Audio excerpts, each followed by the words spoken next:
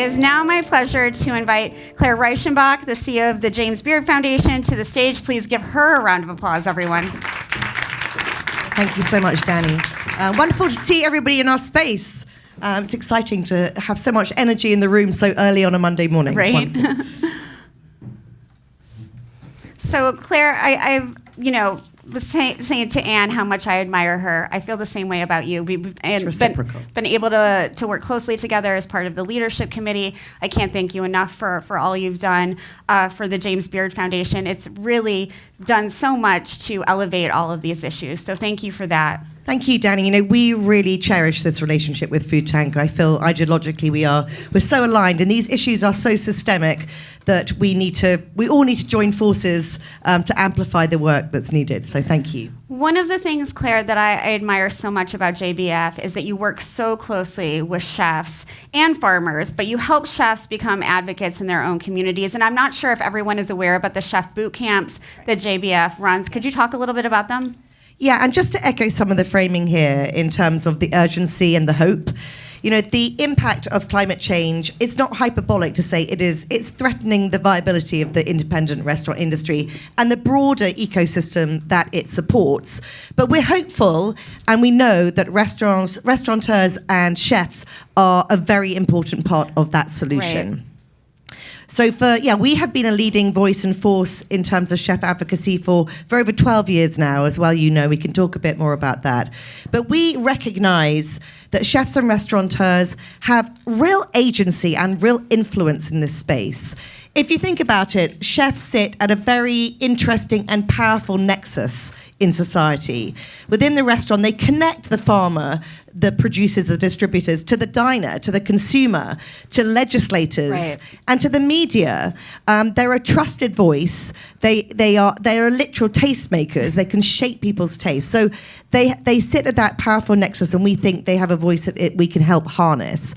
The second thing I want to point out is the economic powerhouse that is the restaurant industry, and especially the independent restaurant industry. They're entrepreneurs, they're business leaders, they're job creators. They generate over 75 billion in wages. So in terms of the underpinnings of the economics of local communities, they're central to that, and legislators care about that. And then the third thing I'd say is they're a fresh new voice in this policy and legislation mix. We've been taking chefs to DC for many years now, and you see they light up. They're like, I know this chef, I know this restaurant. When they're talking about a particular signature dish that can't be made anymore because the ingredients aren't available, they can relate to that. It's very accessible, it's compelling. So we feel those three things make chefs actually very powerful change agents, and they're motivated. They are totally motivated, and I've heard from legislators myself that they love when chefs come to talk to them, because you're right, they recognize them. They believe in them, and that's a huge part of this, the trust factor. JBF launched the Climate Solutions for Restaurant Survival campaign. Can you talk a little bit about that? Absolutely. Anne referenced it earlier on. So again, born out of urgency. This is a necessity. This is not a nice to do.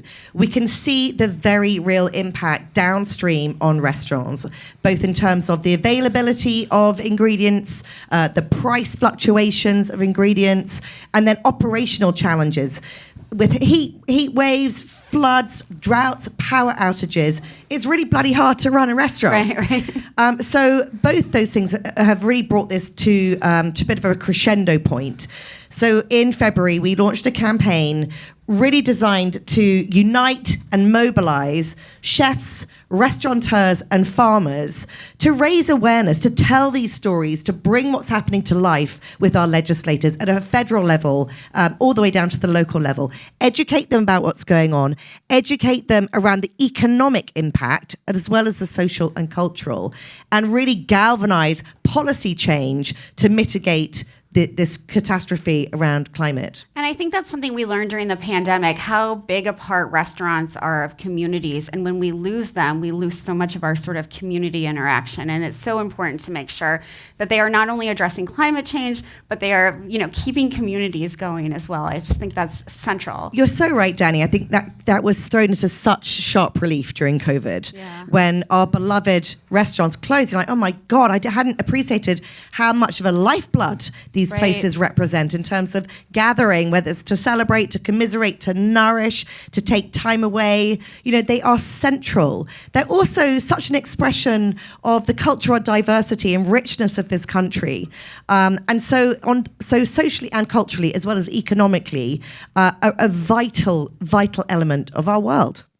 I also feel like chefs and restaurants have been central, obviously, to highlighting the climate crisis and other environmental issues like food waste or the loss of fisheries. But I think there's a real opportunity that chefs and restaurants have taken on in the social justice movement and the anti-racism movement. Can you talk a little bit about that? Again, I think it goes back to those earlier points in terms of the role that chefs play, the agency they have, the platform they have, and recognizing that they can influence these things. And as a group, they're very passionate about these critical justice issues, whether it's about equity, whether it's about climate.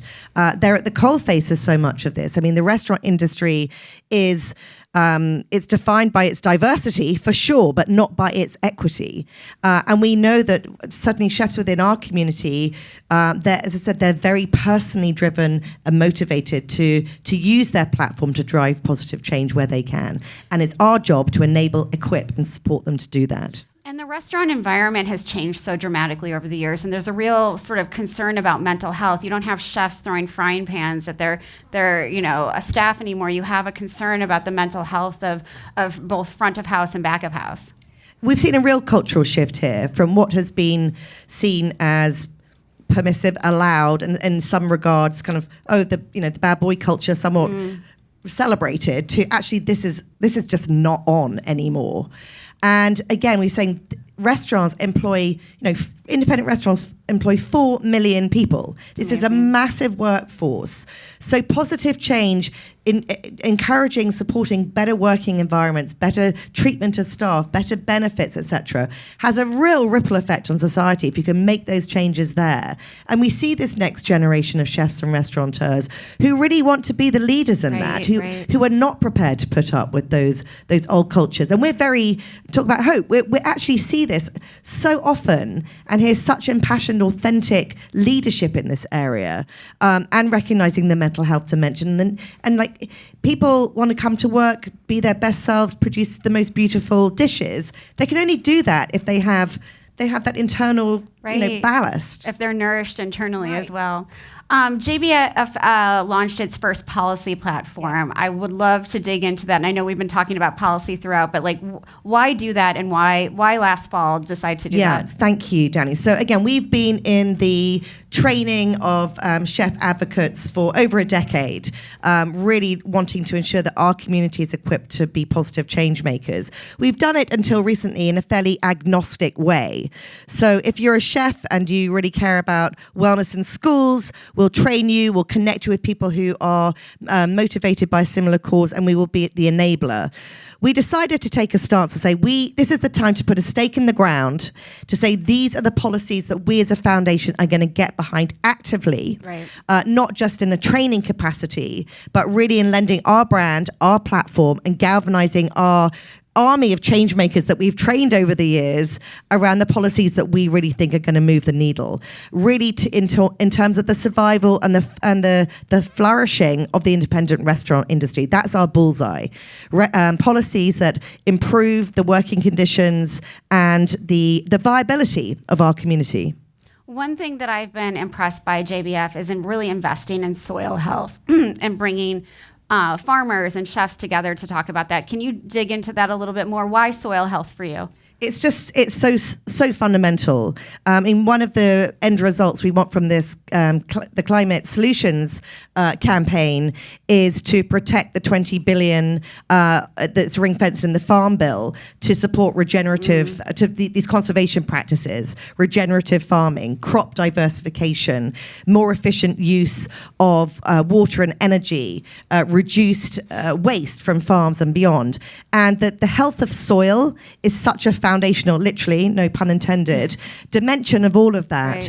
Right. And so that's why it's one of the priorities for us. And again, connecting the chefs to the farmers who see this, they're at the coalface of this, is why we make this a priority. And there's real evidence that when we treat the soil better, the food that comes out of that soil tastes better. That's so fundamental to chefs, because all of this is, for chefs, it's ultimately about the taste. It is. It's about delighting the consumer. It's about giving the diner beautiful food that is responsibly sourced and produced and is at a price point that's accessible. And again, we look at climate change and these escalating prices and fluctuating prices. And for the economic viability of restaurants, they're having to pass that on to the consumer. So the consumer is downstream of this too. So it's for all constituencies that this is important. It really, really is. I wonder what advice, as we sort of wrap up, you have for the folks in this audience, the people watching online, and chefs. How do they get involved in these issues? How can they support what JBF is doing? Thank you. Sometimes these big climate issues, they can feel intractable. I think we all have this I've got to do something, but where do I start? Right. This is where you start. Connect with us. Where's Anne? You just heard her. Sign up with our work.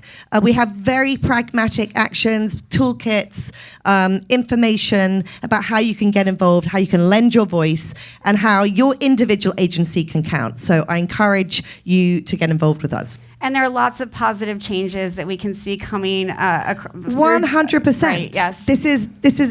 Campaigns, policy change doesn't happen overnight.